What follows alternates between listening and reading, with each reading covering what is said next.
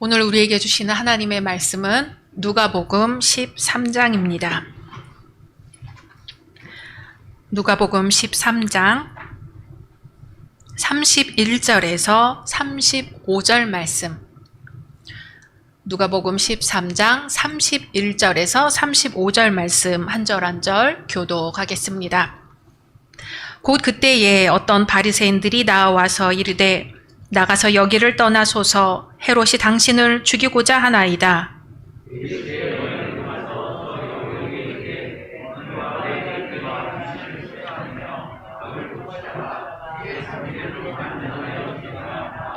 그러나 오늘과 내일과 모레는 내가 갈 길을 가야 하리니 선지자가 예루살렘 밖에서는 죽는 법이 없느니라.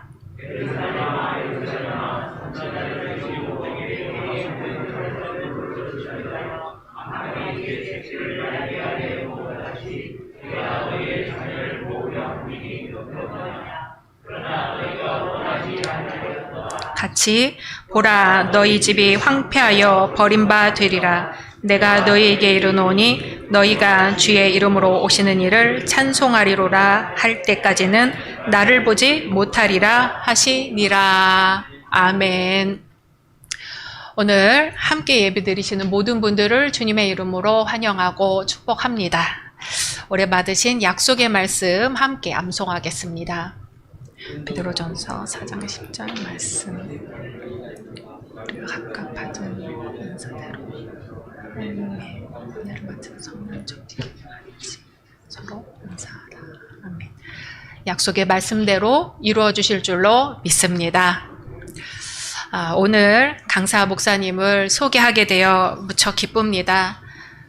개인적으로는 무척 존경하는 선배님이시고 또 캐나다 토론토 대학 세인트 마이클 신학대학원에서 교회 사학으로 박사학위를 받으셨습니다. 현재는 한신대학교 교목실에서 교목실장으로 섬기고 계십니다. 우리 목사님 나오실 때에 오른손을 들어서 할렐루야로 맞이해 주시기 바랍니다. 할렐루야. 할렐루야.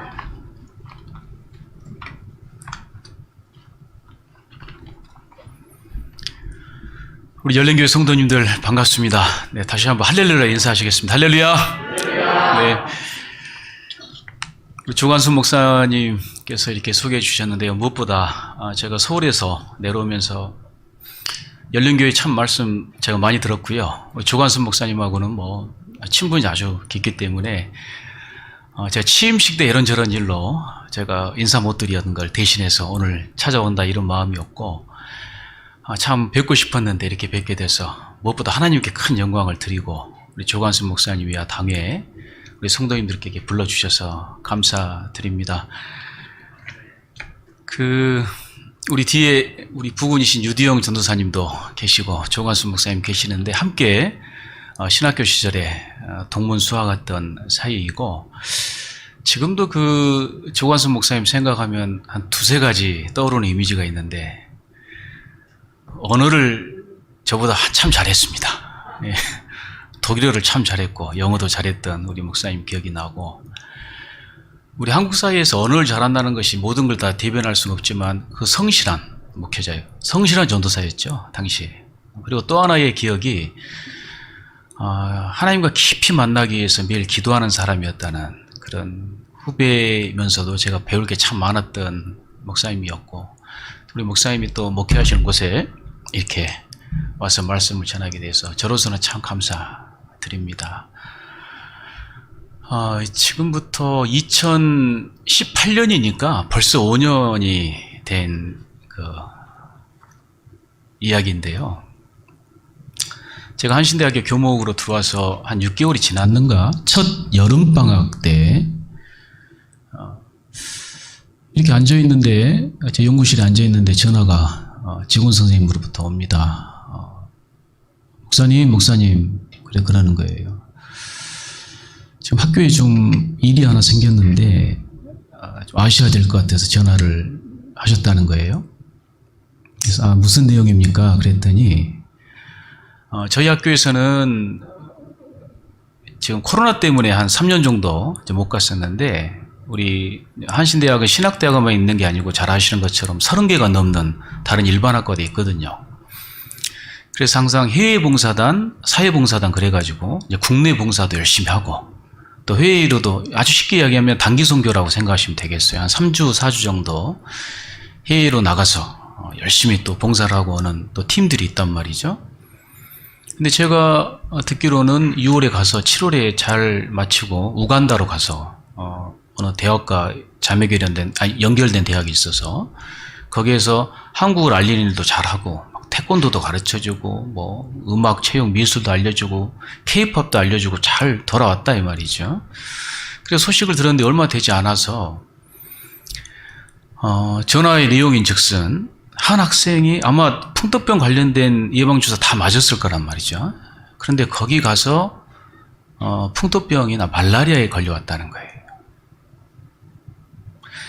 제가 알기로는 우리 유디용 전도사님도 아마 인솔에서 갔다 왔을 겁니다. 갔다 오셨고 기획도 하셨던 걸로 알고 있고,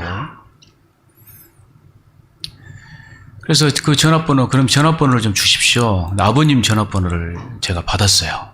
아버님 전화 통화를 하는데 따님이 많이 좀 아프다고 들어서 이렇게 연락을 했습니다. 그랬더니 아니 아이가 아픈 아버님 치고는 굉장히 아버님이 담담하신 거죠. 나중에 알고 있기로는 그 침례교회 집사님이라고 제가 들었고 아주 신앙생활 열심히 한다고 제가 들었습니다. 그래서 이런저런 안부 전하고 나중에 이제 들었더니 고대에 있는 구로병원에 아이가 응급중환자실에 있다는 거예요. 제가. 여러분 경험해본 성도님들도 계시겠지만 응급중환자실에 있다는 건 어떤 거죠? 이게 상황이 좀 직감을 좀 했습니다. 상황이 안 좋구나. 제가 좀 방문해도 되겠습니까? 그랬더니 예, 좀 와서 기도해 주십시오. 그러시더라고. 근데 제가 응급중환자실에 그 전화를 끝내고 바로 이제 고대 구로병을 향해서 들어갔더니 어머님의 모습을 보니까 좀 직감이 되더라고. 어머님 모습이 굉장히 좀 침울해 상태였어요. 근데 아버님은 전화했던 것처럼 그냥 담담하게 악수합니다. 요즘에야 뭐 코로나를 우리가 3년을 경험했기 때문에 뭐 응급중환자실에 들어가는 뭐 방역복을 입고 마스크를 쓰고 그 다음에 사인해서 들어가는 거에 익숙하잖아요. 당시 굉장히 좀 낯설었죠. 그렇게 해서 들어갔는데 아버님하고 저하고 이렇게 들어간 겁니다. 참 20살 청년, 꿈이 많은 청년, 그 여학생이 우간다에서 열심히 주님의 뜻을 따라서 봉사활동을 하고 왔는데 여러분 말라리아에 걸려서 저도 처음 본 장면입니다. 갑작스럽게 혈액 속에 한 30-40%의 말라리아 균이 세균이 꽉 차 있으면 우리 몸에 나중에 듣고 보니까 간에 영향을 준다고 그래요. 간이 안 좋아지면 어떤 현상이 일어나죠? 우리 성도님들? 황달이 오는데 저는 눈과 얼굴에 이렇게 황달빛이 비치는 건 봤는데 온몸에 노래서 그 고통에 참을 수 없어서 의식이 없는 가운데서 눈물을 흘리며 벌벌벌 떨고 있는 여학생이 누워 있는 거예요. 하나님, 제가 하나님 원망하는 기도를 했어요. 이 아이가 무슨 죄가 있습니까? 주님의 뜻을 따른 게 죄입니다. 죄입니까? 당장 고쳐주십시오. 이렇게 원망하는 원망하는 기도를 또 아버님과 같이 기도를 이제 잘 나누고 나왔는데 다니는 교회 목사님도 와 계시더라고요. 그래서 이미 막 아침, 점심, 저녁으로 교인들이 모여서 생명을 살려달라고 아이를 구해달라고 기도를 하고 계시다는 거예요. 그 목사님과 잠깐 이야기 나누고 이제 돌아가려고 인사하고 돌아가려고 계속 기도하겠습니다 하고 나누는데 그 아버님 집사님이 저에게 해주신 말씀이 있었어요. 목사님, 아이의 생명은 저는 포기하지 않았습니다. 병원에서는 주치의가 모든 약을 다 썼다고 하지만 저는 하나님이 생명을 자주하신 분은 하나님이시니 하나님만 믿고 저는 기도하겠습니다. 저는 제가 할 일을 하겠으니 목사님은 돌아가셔서 학교에서 목사님이 하셔야 될 일을 해주세요. 우리 같은 신앙생활을 하지만 아이가 어떻게 될지는 모르는 상황에서 그런 부탁을 하는 신앙인, 그 집사님 참 위대한 신앙인이죠. 제가 느끼는 바가 많아서 학교로 돌아갔습니다. 이런저런 필요하다는 것들이 있어서 계속 기도하고 또 교직원들에게 알리고 함께 기도하는 시간을 가졌죠. 그게 제 기억으로는 한 7월 말쯤 됐던 것 같습니다. 매주 아버님으로부터 카톡을 통해서, 전화를 통해서, 또 제 방문을 통해서 연락을 주고받습니다. 혈액의 30-40%를 차지했던 말라리아가 그 다음 주부터 시작해서 조금씩 떨어지기 시작합니다. 한 주가 되면 더 떨어져요. 연락을 받습니다. 8월 말이 돼서는 생각지도 못한 일이 일어나는 거예요. 그 친구가 퇴원을 했고 9월 달에는 기숙사에 들어온 거예요. 아멘. 네. 그리고 나서 물론 이제 회복하는 기간은 오래 걸렸습니다. 학교 생활을 할 수 있게 되었지만은 그 사이에 이르는 피부에 괴사가 있었어요. 그 괴사 때문에 몇 번 다시 응급실에 가서 치료도 받기도 하고, 그러면서 무사히 졸업하는 과정들을 제가 보았습니다. 학교에서는 당시에 살아주어서 고맙다고 그것만으로도 장학금을 마련해서 주었던 기억들이 지금도 생생합니다. 오늘 함께 봉독했던 말씀 볼까요? 누가복음 13장 31절에 35절 다시 한번 자세히 보시겠습니다. 31절에 보세요. 31절 보시면 우리 성도님들, 우리 예수님이 바리새인들하고 친했을까요? 친하지 않았을까요? 별로 그렇게 친하게 지내지 않았잖아요. 바리새인들을 끊임없이 공격했습니다.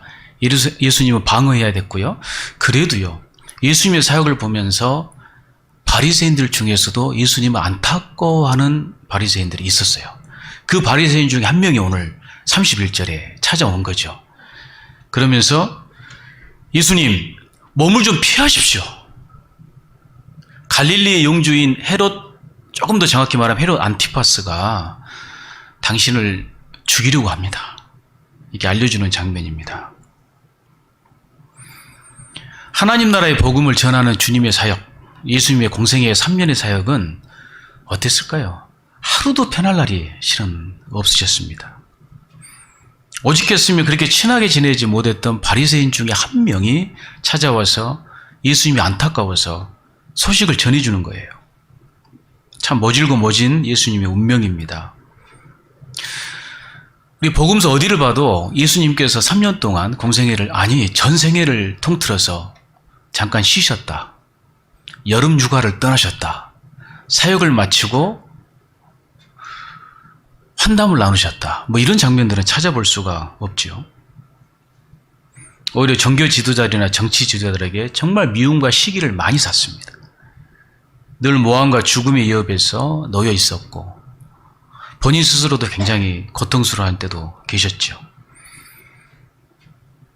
이스라엘 백성들의 예루살렘에 살던 기득권자들에게는 예수님의 복음 사역이 확장되면 확장될수록 그들에게는 아주 커다란 도전이었고, 자신들이 만들어 놓은 풍요로움을 무너뜨릴 것만 같은 폭동으로 보이기도 했습니다. 따라서 그들에게는 예수님의 사역과 선포는 아주 공허한 메아리였을 뿐입니다. 그래서 오늘 13장 34절에 보니까요, 예루살렘을 향해서 우리 예수님께서 탄식하십니다. 우리 성도님들 간혹 말씀 보실 때 우리가 밤에 많이 보시잖아요. 그죠? 이렇게 주무시기 전에 말씀 많이 보시는데, 우리가 편안한 상태에서 이렇게 말씀 보다 보면 간혹 어떤 현상이 일어나죠? 졸리기도 하지 않습니까? 그래서 때로는 수면제가 되기도 하고 그러는데, 말씀의 상황을 조금 우리가 깊이 보면 오늘의 본문 말씀은 결코 실은 우리가 편안하게 볼 수 있는 말씀은 아니에요. 3년의 사역 가운데서 끊임없는 공격과 끊임없는 모략과 끊임없는 죽이려고 하는 그 정치 지도자, 정교 지도자들의 그 시도 앞에서 예수님이 크게 탄식하시는, 실은 예수님께서 울부짖는 장면이 누가복음 13장의 말씀이죠. 예루살렘아, 예루살렘아, 선지자들을 죽이고 내게 파송된 자들을 항상 돌로 치는 자들아. 온몸을 다한, 온몸과 마음을 다한 하나님 나라 사역에 변화의 의지는 전혀 보이지 않는 예루살렘을 향해서 그들의 강팍한 마음을 보면서 내가 몇 번이나 너희들을 품으려고 사랑하려고 했느냐? 그런데 너희는 그것을 원하지 않았다. 실은 2000년 전 예루살렘 지도자들을 향해서 하는 말씀만 아닙니다. 오늘 2023년 또 새해를 맞이하면서 우리가 살아가고 있는 오늘 우리들에게도 하는 하나님 말씀이죠. 아무개야 아무개야, 아니 이 나영기 목사야, 내가 너를 위해 얼마나 끊임없이 다가와서 이야기하고 조언하고 충고하고 이리 살아라 말씀했건만, 이야기했건만 너는 그것을 원하지 않았다. 이 말씀 볼 때마다 저는 한 가지 의문을 항상 갖는 거지요. 왜 이렇게 우리 예수님은 그렇게 힘든 길을 가셔야 했을까? 우리는 너무나 당연하게 예수님이니까요. 우리를 구원하기 위해서 오셨으니까요. 근데 그 이전에 예수님은 인간이시잖아요. 신이셨지만 인간이셨잖아요. 인간으로서의 모든 고통을 다 감내하셔야 될 바로 그런 상황이었지 않습니까? 그럼에도 그 길을 가셔야 했을까? 이렇게 쉽지 않은 길, 아무리 노력해도 변화하지 않는 그 길. 뭔가 마음이 지쳐서 에루살렘아, 에루살렘아, 너희들은 왜 그리 나의 마음을 몰라주냐? 이렇게 탄식하시면서 울부짖으면서 가셔야 했던 그 길이거든요. 그리고 예수님의 체온은 어떻습니까? 유대인이나 헬라인이나 로마인 모두가 수치스럽게 여기는 그 길을 가셨잖아요. 십자가의 길로 마감을 하셨습니다. 십자가 앞에서 우리 예수님은 무기력한 듯 보였습니다. 그가 할 수 있는 일은 아무것도 없었단 말이죠. 시골 나사렛 목수 출신 예수님을 간단하게 처리한 예루살렘 정교 지도자들은 환호를 하면서 박수를 치면서 예수님을 굴복시켰다고, 승리했다고 자화자찬했습니다. 그런데 오늘 33절을 보니까 예수님의 단호한 의지를 제가 엿볼 수가 있습니다. 저는 여기서 항상 우리 예수님이 가셨던 그 길에 대한 의문과 답을 찾습니다. 우리 성도님들 다 함께 한번 33절입니다. 33절. 이 본문 다 함께 봉독하시죠. 크게 한번 해보겠습니다. 시작. 그러나 오늘과 내일과 모레는 내가 갈 길을 가야 하리니 선지자가 예루살렘 밖에서는 죽는 법이 없느니라. 아멘. 아멘. 예루살렘에서 십자가 처형을 당하는 것이 본인의 운명이요 하나님의 뜻이요, 그렇게 여기신 겁니다. 33절 말씀을 자세히 보면 오늘과 내일과 모레라는 단어가 나오지요. 그런 구문이 나옵니다. 준비한 제가 PPT를 하나 보내드렸었는데 잘 보이시는지 모르겠습니다. 글씨가 좀 작은데, 헬라어 원문의 오늘과 내일과 모레는 시간을 나타내는 단어인데 세메론 카이 아우리온 카이 데코메네 그렇습니다. 여기서 오늘과 내일이라고 하는 단어는 그대로 번역이 잘 되어 있어요. 그런데 에쿠메네라고 하는 단어는 오늘과 내일 모레라고 우리 개역개정성서는 번역했는데 이 성서도 참 좋고, 그런데 오히려 조금 더 원문에 가까운 뜻은 그 다음 날이에요. 그 다음 날. 자, 내일과 모레 하면 이틀 뒤잖아요. 그런데 그 다음 날이라고 해석하면 오늘도 내일도 그 다음 날도 그 다음 날도, 실은 언제 끝날지 모르는 모레예요. 그 끝을 언제나요? 하나님께서 되었다 하시는 그 날이 끝이에요. 그래서 이 본문 말씀을 조금 더 우리가 다시 원문에 가깝게 보면 오늘도 내일도 그 다음 날도 하나님이 되었다 하시는 그 다음 날까지 내가 갈 길을 가겠다. 이제 우리 성도님들 따라서 한번 해보실까요? 자, 오늘도 조금 더 크게요. 내일도 하나님이 되었다 하시는 그 다음 날까지 그렇게 좌고우면하지 않고 예수님은 그 십자가의 길을 가시겠다, 이렇게 말씀하고 계십니다. 목표를 다하는 그날까지 내 갈 길을 가겠다. 아멘. 예수님은 실패할 길일 줄 아시면서 가신 거예요. 죽는 길인 줄 알면서 가신 겁니다. 그런데 그 길을 전혀 피하지 않으셨습니다. 메시아의 길은 그런 길이었습니다. 가야만 하는 길. 악한 영을 쫓아내고 병을 고친다고 해서 세상이 변하는 거 아니었습니다. 오히려 그것 때문에 십자가 처형이 점점 다가왔죠. 예수님은 십자가의 길은 겟세마네 동산에서 주님, 이 잔을 피할 수만 있으면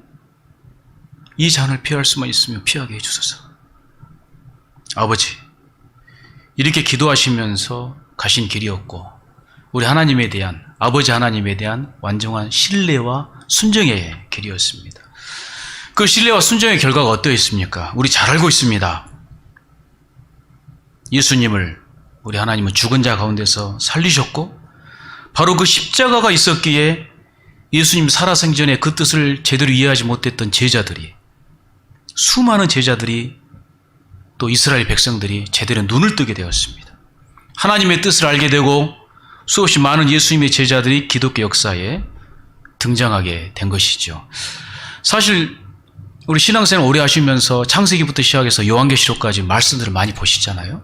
근데 성서의 정말 중요한 인물들의 삶이 바로 예수님처럼 주님께서 명하신 그 사명 하나를 믿고 오늘도, 내일도, 모레가 끝날지가 언제인지는 몰라요. 하나님께서 되었다 하시는 그날까지 묵묵히 갔던 사람들의 성경 인물들로 가득 차 있습니다. 노아가 그랬어요. 모든 사람들이 비웃었죠. 햇볕이 쨍쨍 찌는데 비가 올 거라, 홍수가 올 거라, 방주를 준비하라는 주님의 말씀을 붙잡고 그 멸시와 비난을 들으면서 방주를 짓습니다. 언제까지요? 오늘도, 내일도, 주님께서 이제 준비가 되었다, 방주를 준비하라, 그날까지 그랬어요. 아브라함이 그랬죠. 75세에 나옵니다. 평생을 살아왔고 이제는 노후와 말년을 보내고 자손들을 보면서 행복하게 지내야 될 75세의 나이에 하나님의 명령을 받습니다. 이 땅을 떠나라. 약속된 땅으로 가라. 언제까지요? 오늘도, 내일도, 주님이 바로 여기다 하는 그날까지 간 거죠. 요셉은 어떠했습니까? 형제들에게 버림받았죠. 비참한 인생 아닙니까? 요셉이 잘못한 게 뭐가 있습니까? 꿈꿨던 것을 아버지에게 이야기하고 형제들에게 나눴던 게 큰 죄가 되었죠. 가장 사랑하는 형제들에게 죽임을 당할 뻔하고 팔려갔습니다. 이집트에서는 어땠습니까? 억울한 옥살이를, 그것도 요즘으로 따지면 성폭력 강간을 했다는 억울한 죄를 지고 그 속에 있는 거 아닙니까? 그런데 성경 말씀 어디를 보아도 요셉이 옥살이 하면서 불평불만했다, 하나님을 원망하고 하나님을 저주했다라는 말을 찾아볼 수가 없습니다. 언제까지요? 오늘도, 내일도, 하나님께서 이제 되었다, 왕을 통해서, 바로를 통해서 불림을 당할 그때까지 그 신앙을 지켰습니다. 바울 사도는 고린도후서 11장 22절 27절, 제가 아주 좋아하는 말씀입니다. 그 성서 구절에서 자기가 히브리인 중에 히브리인이고 유대인 중에 유대인이고 로마의 시민권자이지만 주님을 위해서 모든 것을 내려놓았다. 주님의 복음 사역자가 된 이로는 수없이 맞고 채찍질 당하고 배가 파손되어서 나무 하나 붙잡고 일주야를 지내면서도 복음을 전했습니다. 언제까지요? 자, 따라서 해보십시다. 오늘도, 내일도, 주님이 되었다 하시는 그날까지 복음 사역을 전하다가 우리가 알기로는 로마에서, 황제 앞에서 처형을 당한 거 아닙니까? 사랑하는 열린교회 성도님들, 우리 한국기독교장로회 목회자들을 양성하는 한신대학교의 역사의 설립 기초를 넣은 중요한 두 분이 계십니다. 스크린 좀 화면 좀 부탁하겠습니다. 한 분이 송창근 목사님이고, 다음 스크린요. 다음이 장군 김재준 목사님이시죠. 여러분 다 아시죠? 우리 장군 김재준 목사님이 남기신 말 중에 하나님만 믿고 모험하라. 김재준 목사님 그러셨죠. 3.1 독립운동입니다. 송창근 목사님이 독립운동에 참여하시고 서울에서 6개월 동안 옥에 갇히신 다음에 본인의 고향이 함경북도 경흥이에요. 김재준 목사님과 고향이 같습니다. 잠깐 내려와 있는 나이에 20살 나이였습니다. 그때 이 10대 후반의 청년 김재준을 만나죠. 여기에 머물지 말고 당신은 똑똑하니, 송창근 목사님이 그렇게 말합니다. 서울로 올라가서 이제 3.1 독립운동 이후로 새로운 미래가 열렸으니 미래를 준비하라. 그 말을 듣고 서울에 올라와서 20대가 되어서 기독교로 개종합니다. 김재준 목사님이요. 그리고 나서 어렵고 힘든 정말 처절한 가난과 싸우면서 일본으로 유학을 하죠. 23살, 24살 어간의 일입니다. 아무것도 없는, 기독교로 개종한 지 3년도 되지 않은, 그리고 일본에서 신학을 공부하며 고학하고 있는 20대 청년 김재준이 꿈을 꿉니다. 유치원부터 시작해서 대학에 이르기까지 주님께 충성하고 주님을 사모하며 미래를 걱정하고 고민하는 지도자를, 민족을 이끄는 지도자를, 학교를 만들겠다. 그 꿈을 위해서 청년 김재준은 오늘도 내일도 모레도 주님께서 되었다 하시는 그날까지 갔기에 1953년에 한국기독교장로회가 설립되었고요. 우리 기장교단 소속 중에 하나인 열린교회가 함께 여기까지 온 걸로 믿습니다. 그리고 지금도 많은 부족함이 있죠. 있지만 한신의 또 교수님들 또 열심히 신학부와 신학대학원에서 공부를 하고 있습니다. 모두가 다 누가복음 13장에서 말씀하시는 이 주님께서 가셨던 그 길을 가고자 합니다. 우리 열린교회 성도님들의 기도와 응원으로 또 후원으로 또 그 길을 오늘도 내일도 모레도 함께 가고자 애를 쓰고 있습니다. 우리 성도님들 많이 기도해 주시기 바랍니다. 이제 말씀을 마치겠습니다. 우리 성도님들 지난 3년 어떻게 보내셨습니까? 코로나 때문에 참 힘드셨죠? 근데 세상을 좀 살아보셔서 아시잖아요. 사는 것 자체가 힘듭니다. 직장 생활이 불안해서도 힘들고, 사업이 지금이 잘 되시는 분은 잘 되어서도 어렵고, 잘 안 되시는 분은 안 돼서도 힘드셔요. 건강 때문에 우리 기도하고 계시는 우리 성도님들 많이 계시지요? 몸이 아파서 힘들기도 합니다. 우리 자녀가 잘 커야 될 텐데, 이 힘들고 어려운 상황 속에서 잘 이겨내야 될 텐데, 자녀의 미래를 생각하면 또 걱정입니다. 이 모든 걱정과 염려 속에서도 우리 주님께서는 오늘 말씀을 통해서 말씀하십니다. 아무개야, 힘드냐? 내가 모두 안다. 그래도 나와 함께 손잡고 오늘도 내일도 모레도 우리 열린교회 열심히 출석하면서 힘받고 성령 안에서 나와 함께 가자. 우리의 끝은 우리가 알고 있습니다. 잘하였도다 충성된 종아. 하나님께서 축복하시리라 믿습니다. 다 함께 제가 말씀, 오늘 함께 봉독했던 말씀 제가 나누고요. 그 말씀 저희들이 묵상하면서 잠시 침묵으로 기도하신 다음에 제 기도로 마치겠습니다. 하나님의 말씀입니다. 누가복음 13장 33절입니다. 그러나 오늘도 내일도 모레도, 아니 그 다음 날도 나는 내 길을 가야 하겠다. 예언자가 예루살렘이 아닌 다른 곳에서는 죽을 수 없기 때문이다. 잠시 이 말씀 묵상하며 침묵합니다.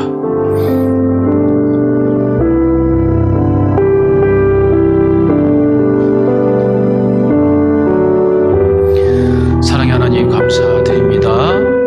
오늘 2월 둘째 주일 주연절 여섯째 주일 신학교육주를 맞이하여 열린교회 성도님들 모두에게 누가복음 13장의 말씀을 주셨습니다. 오늘 주신 말씀 의지하여 2023년 한 해 어떤 어려움에도 좌절하지 않고 가야 할 길, 주님 명하신 그 길 순종하며 나아가는 우리 모두가 될 수 있도록 인도하여 주옵소서. 무수한 어려움에도 열린 교회를 이곳에 세우시고 지금까지 사랑으로 지켜주셨습니다. 당신만 의지하며 불굴의 의지로 오늘도 내일도 그 다음날도 사명의 길을 가겠다 다짐하는 우리 열린교회 조관순 목사님과 당회 그리고 모든 성도님들을 축복하여 주소서. 예수 그리스도 이름으로 간절히 기도드리옵나이다. 아멘. 많은 은혜 받으신 줄로 믿습니다.